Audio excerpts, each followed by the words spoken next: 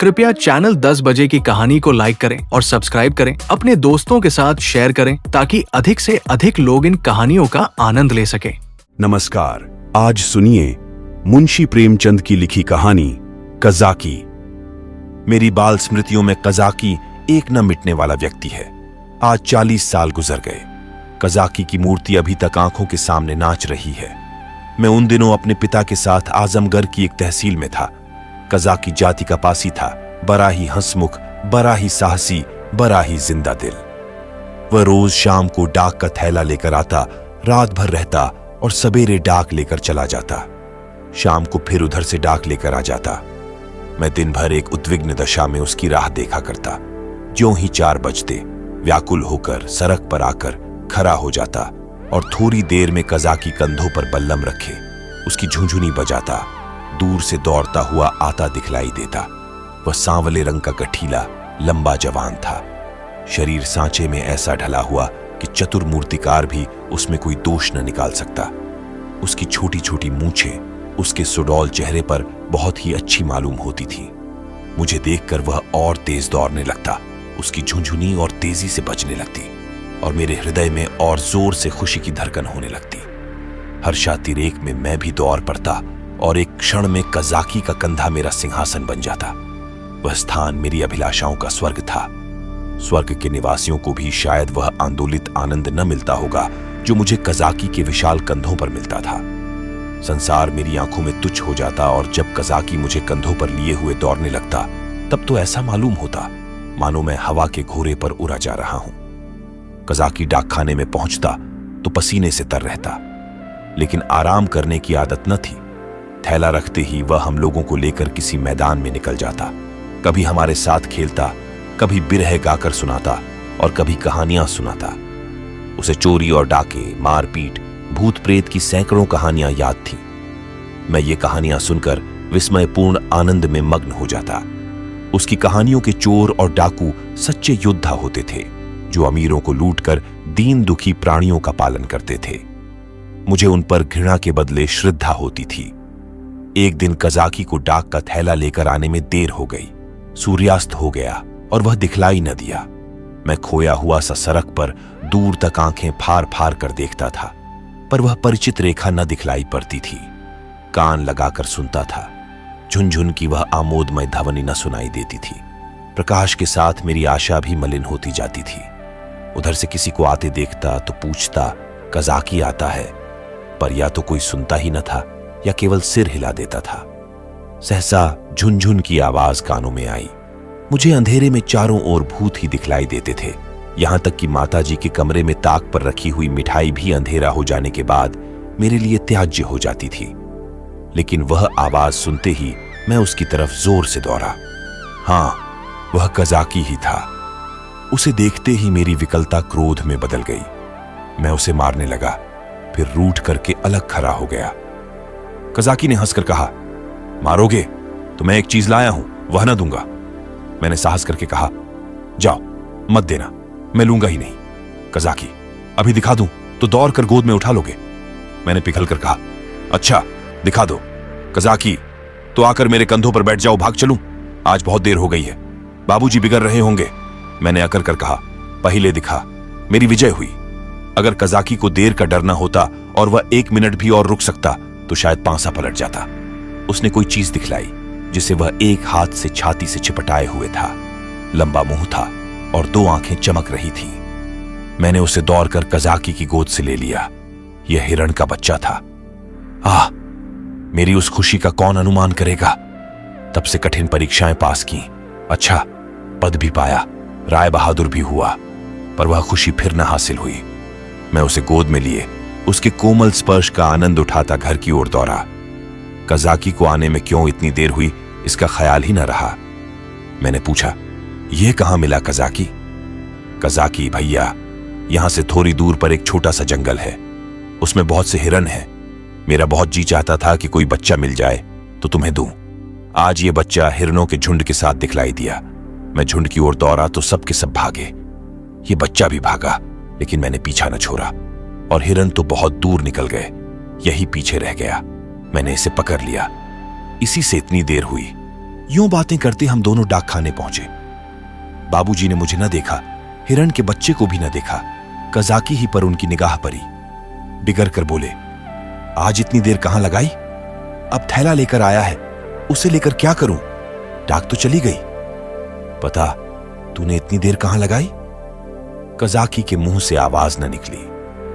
बाबूजी ने कहा, तुझे शायद अब नौकरी नहीं करनी है, नीच है ना, पेट भरा तो मोटा हो गया, जब भूखों मरने लगेगा तो आंखें खुलेंगी। कजाकी चुपचाप खड़ा रहा।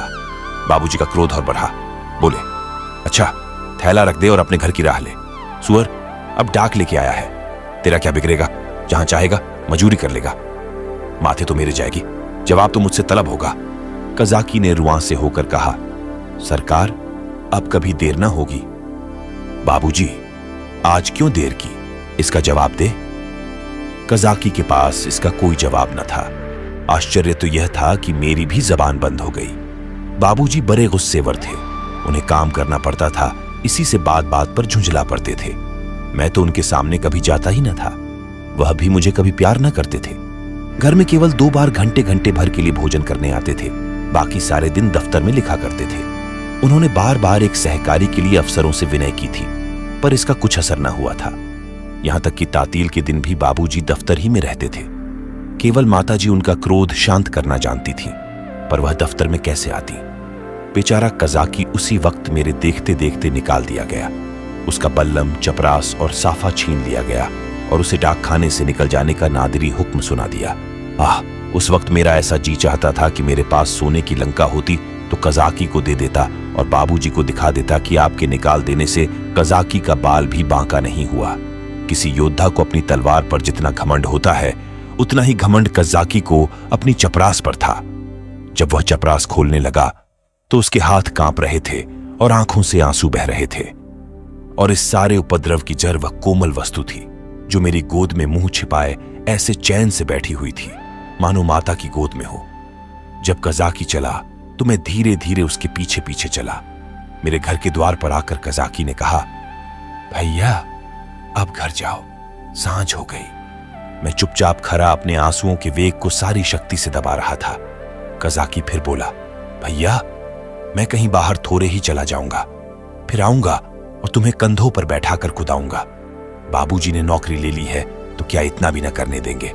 तुमको छोड़कर मैं कहीं न जाऊंगा। भैया जाकर अम्मा से कह दो कजाकी जाता है, उसका कहा सुना माफ करे। मैं दौड़ा हुआ घर गया, लेकिन अम्मा जी को कुछ कहने के बदले बिलक बिलक कर रोने लगा। अम्मा जी रसोई के बाहर निकलकर पूछने लगी, क्या हुआ बेटा, किसने मारा? बाबूजी ने कुछ कहा है? अच्छा रह तो जाओ, आज घर आते हैं तो पूछती हूं।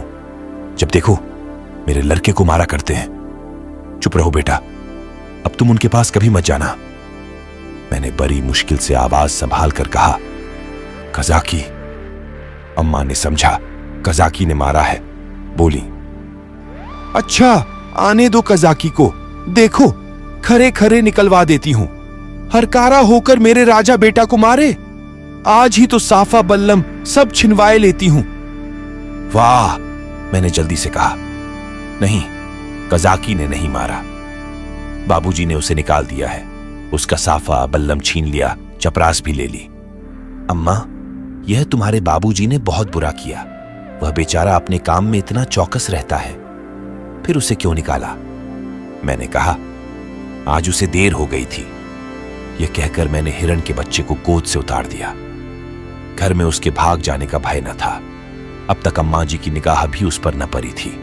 उसे फुदकते देखकर वह सहसा चौंक पड़ी और लपक कर मेरा हाथ पकड़ लिया कि कहीं यह भयंकर जीव मुझे काट न खाए।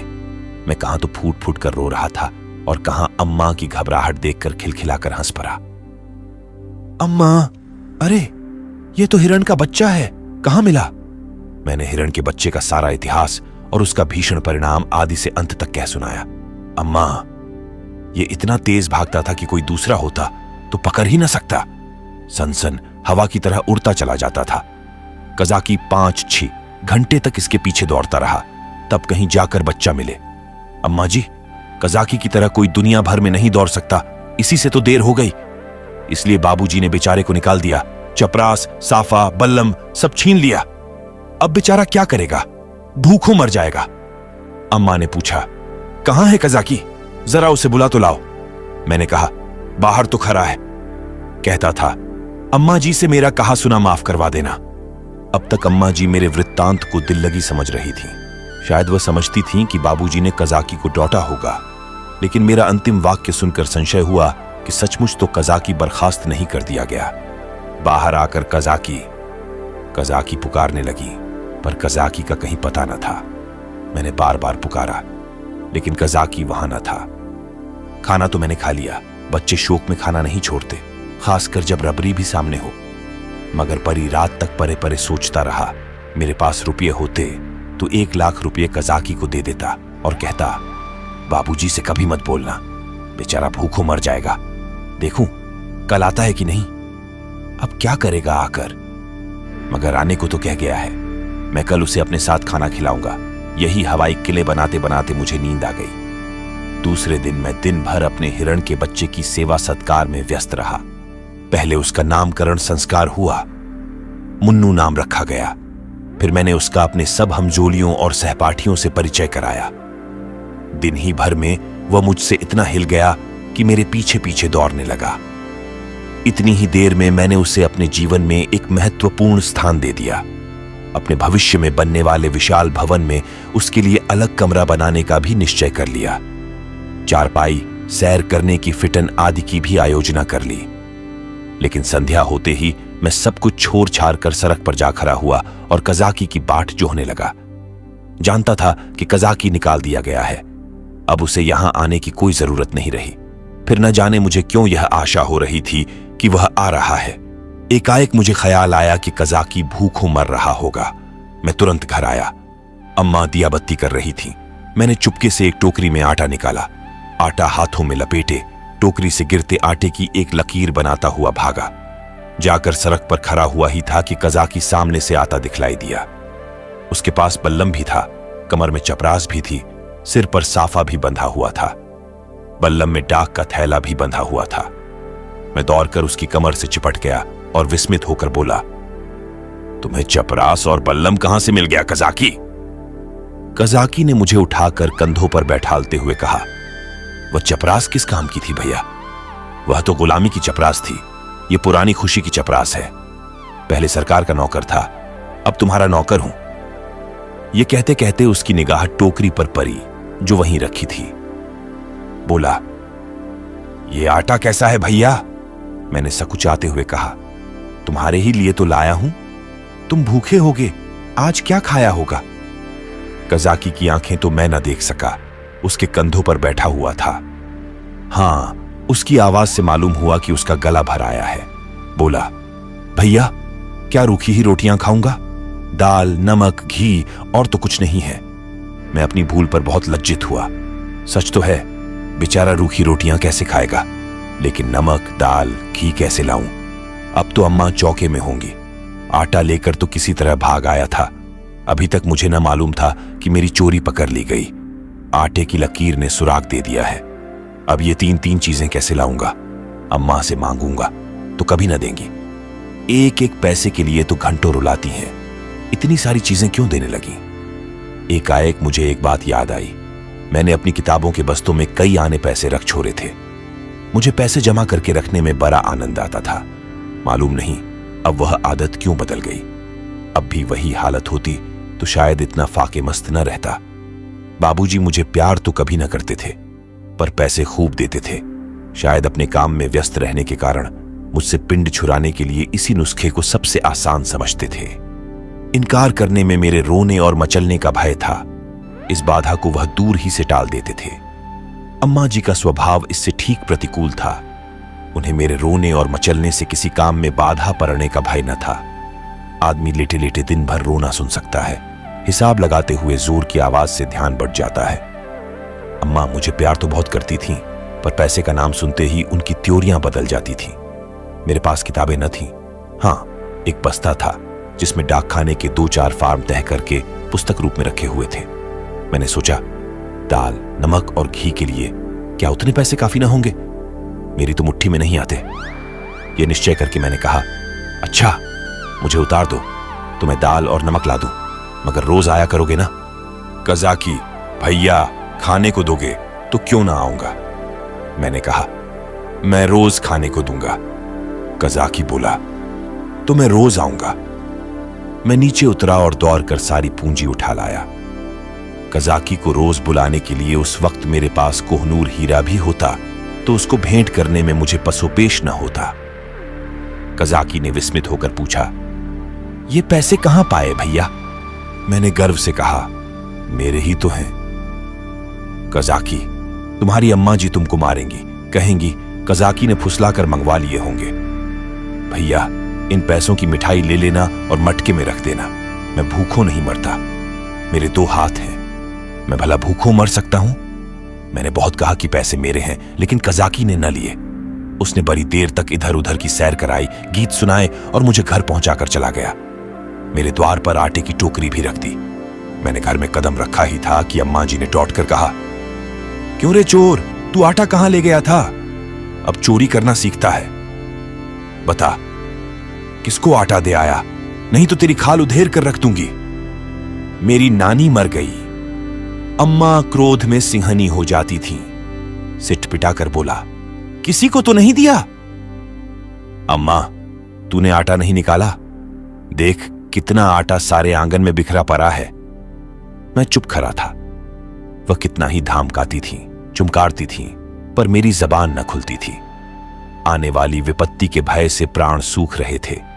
यहां तक कि यह भी कहने की हिम्मत न पड़ती थी कि बिगड़ती क्यों हो, आटा तो द्वार पर रखा हुआ है और न उठाकर लाते ही बनता था।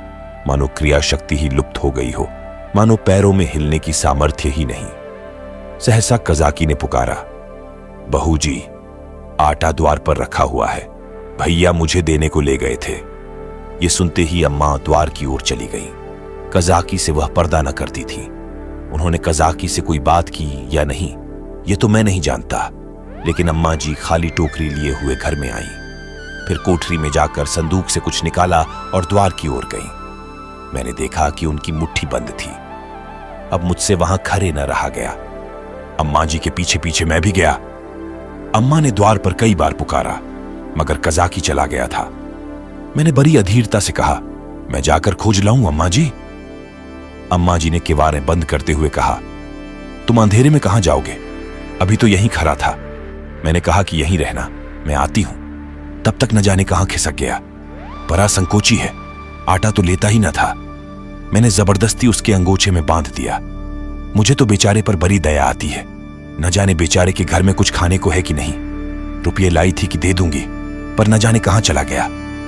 अब तो मुझे भी साहस हुआ। मैंने अपनी चोरी की पूरी कथा कह डाली।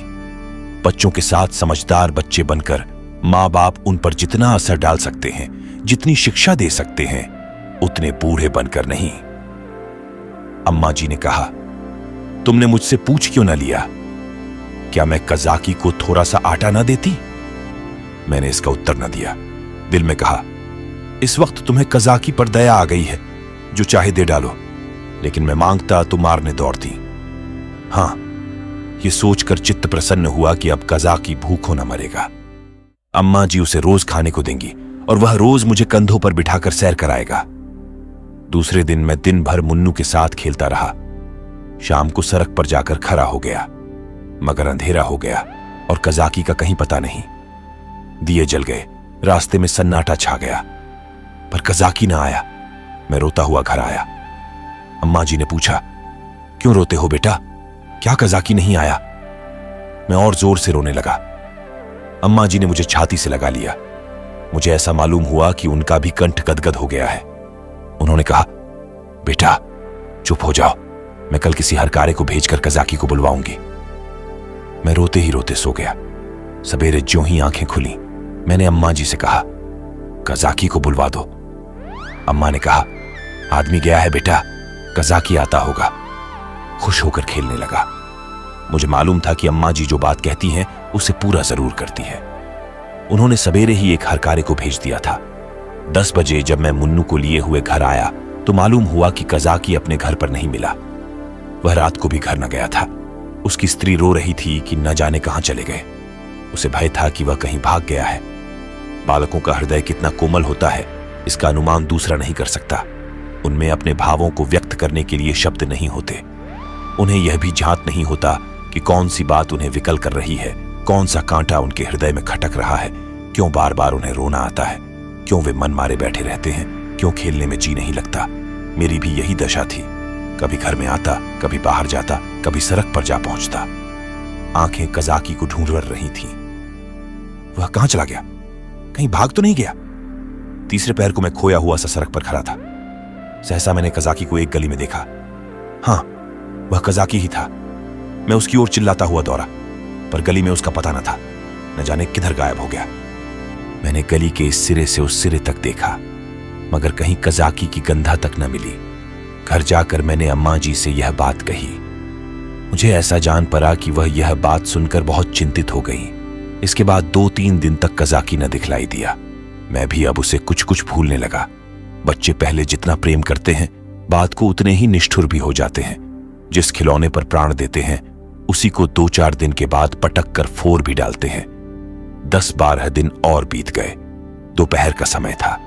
बाबूजी खाना खा रहे थे। मैं मुन्नू के पैरों में पीनस की पैजनियां बांध रहा था।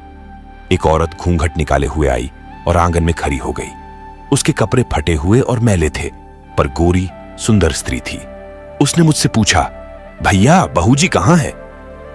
मैंने उसके पास जाकर उसका मुंह देखते हुए कहा, तुम कौन हो? क्या बेचती हो? औरत, कुछ बेचती नहीं हूं, तुम्हारे लिए ये कमलगट्टे लाई हूं। भैया, तुम्हें तो कमलगट्टे बहुत अच्छे लगते हैं ना? मैंने उसके हाथों से लटकती हुई पोटली को उत्सुक नेत्रों से देखकर पूछा, कहां से लाई हो? देखें। औरत, तुम्हारे हरकारे ने भेजा है। भैया, मैंने उछलकर पूछा। कजाकी ने? औरत ने सिर हिलाकर हां कहा और पोटली खोलने लगी। इतने में अम्मा जी भी रसोई से निकल आईं। उसने अम्मा के पैरों का स्पर्श किया। अम्मा ने पूछा, तू कजाकी की घरवाली है? औरत ने सिर झुका लिया। अम्मा, आजकल कजाकी क्या करता है? औरत ने रोकर कहा, बहू जी, जिस दिन से आपके पास से आटा लेकर गए हैं, उसी दिन से बीमार पड़े हैं। बस भैया भैया किया करते हैं। भैया ही में उनका मन बसा रहता है। चौंक चौंक कर भैया भैया कहते हुए द्वार की ओर दौड़ते हैं। न जाने उन्हें क्या हो गया है बहू जी। एक दिन मुझसे कुछ कहा न सुना, घर से चल दिए और एक गली में छिपकर भैया को देखते रहे। जब भैया ने उन्हें देख लिया तो भागे। तुम्हारे पास आते हुए लजाते हैं। मैंने कहा, हां हां, मैंने उस दिन तुमसे जो कहा था अम्मा जी। अम्मा, घर में कुछ खाने पीने को है? औरत, हां बहू जी, तुम्हारे आशीर्वाद से खाने पीने का दुख नहीं है। आज सवेरे उठे और तालाब की ओर चले गए। बहुत कहती रही, बाहर मत जाओ, हवा लग जाएगी, मगर न माने। मारे कमजोरी के पैर कांपने लगते हैं, मगर तालाब में घुसकर ये कमलगट्टे तोड़ लाए। तब मुझसे कहा, ले जा, भैया को दे आ, उन्हें कमलगट्टे बहुत अच्छे लगते हैं। कुशल क्षेम पूछती आना। मैंने पोटली से कमलगट्टे निकाल लिए थे और मजे से छक रहा था। अम्मा ने बहुत आंखें दिखाई, मगर यहां इतनी सब्र कहां। अम्मा ने कहा, कह देना सब कुशल है। मैंने कहा, यह भी कह देना कि भैया ने बुलाया है। न जाओगे तो फिर तुमसे कभी न बोलेंगे। हां। बाबूजी खाना खाकर निकल आए थे। तौलिए से हाथ मुंह पोंछते हुए बोले, और यह भी कह देना कि साहब ने तुमको बहाल कर दिया है। जल्दी जाओ, नहीं तो कोई दूसरा आदमी रख लिया जाएगा। औरत ने अपना कपड़ा उठाया और चली गई। अम्मा ने बहुत पुकारा, पर वह न रुकी। शायद अम्मा जी उसे सीधा देना चाहती थी। अम्मा ने पूछा, सचमुच बहाल हो गया? बाबूजी, और क्या झूठे ही बुला रहा हूं? मैंने तो 5वें ही दिन बहाली की रिपोर्ट की थी। अम्मा, यह तुमने अच्छा किया। बाबूजी, उसकी बीमारी की यही दवा है। प्रातकाल में उठा तो क्या देखता हूं कि कजाकी लाठी टेकता हुआ चला आ रहा है।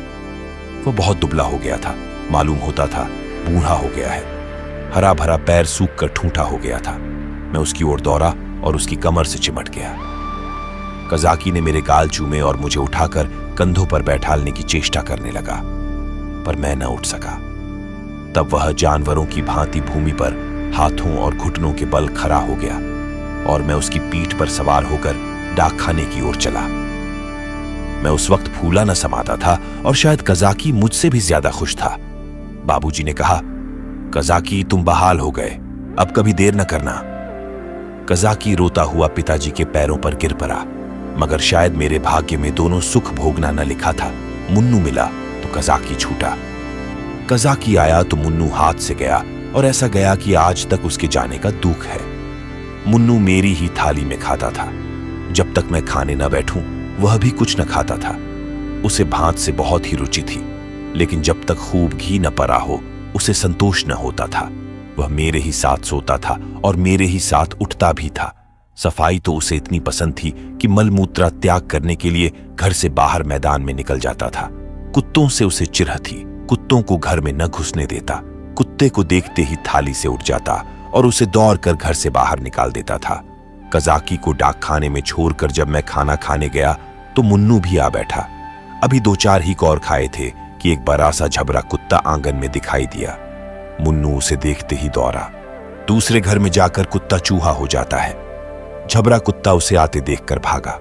मुन्नू को अब लौट आना चाहिए था, मगर वह कुत्ता उसके लिए यमराज का दूत था। मुन्नू को उसे घर से निकालकर भी संतोष न हुआ।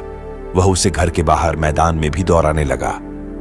मुन्नू को शायद ख्याल न रहा कि यहां मेरी अमलदारी नहीं है। वह उस क्षेत्र में पहुंच गया था जहां झबरे का भी उतना ही अधिकार था जितना मुन्नू का। मुन्नू कुत्तों को भगाते भगाते कदाचित अपने बाहुबल पर घमंड करने लगा था। वह यह न समझता था कि घर में उसकी पीठ पर घर के स्वामी का भय काम किया करता है। झबरे ने इस मैदान में आते ही उलटकर मुन्नू की गर्दन दबा दी। बेचारे मुन्नू के मुंह से आवाज तक न निकली। जब पड़ोसियों ने शोर मचाया तो मैं दौड़ा। देखा तो मुन्नू मरा पड़ा है और झबरे का कहीं पता नहीं। आप सुन रहे थे मुंशी प्रेमचंद की लिखी कहानी कज़ाकी। कृपया चैनल 10 बजे की कहानी को लाइक करें और सब्सक्राइब करें, अपने दोस्तों के साथ शेयर करें ताकि अधिक से अधिक लोग इन कहानियों का आनंद ले सकें।